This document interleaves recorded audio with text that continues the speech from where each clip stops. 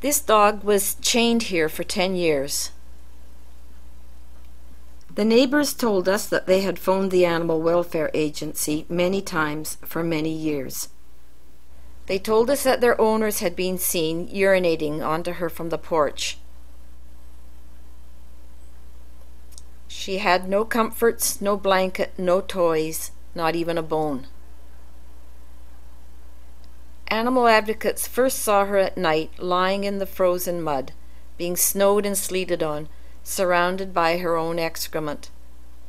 When we got her, she was emaciated, dehydrated, and barely able to walk because of painful arthritic hips and because of the heavy clumps of matted mud and feces on her legs and tail. We got her by rescuing her the same way thousands of other people have rescued dogs.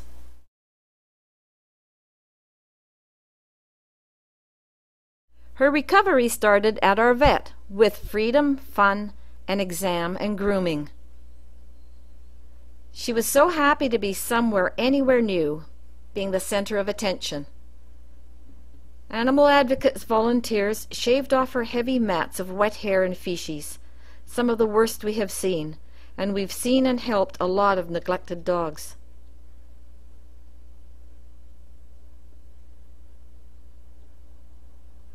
Now she can even wag her tail, now that it isn't so heavy anymore. And the slippery floor doesn't hold her back. She's off to see what else is new. This is how thin she was everywhere. Now for a bath. She didn't love the soap and water, but she loved being touched and fussed over.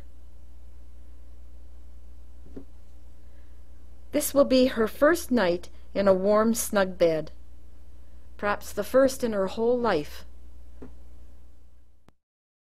This is her homecoming party. Two amazing people, Mike and Alyssa, took one look at her, put their arms around her, and said, "We're taking her home." Her owners had named her Judith. Mike and Alyssa called her Judith. A kind person donated a cart so her feet would not be scraped raw. She was a natural and went everywhere in that cart. Mike and Alyssa took her on many camping trips and to the cottage. She chased squirrels in the cart and even went into the lake. Ambleside was another favorite place where she could play without the cart and socialize with other dogs. She could have the kind of fun that had been denied to her for so long. At Ambleside, everyone wanted to know her story, and she was the center of attention always. Judith had 18 months of a real family and all the love and happiness she deserved. And the time before did not count at all.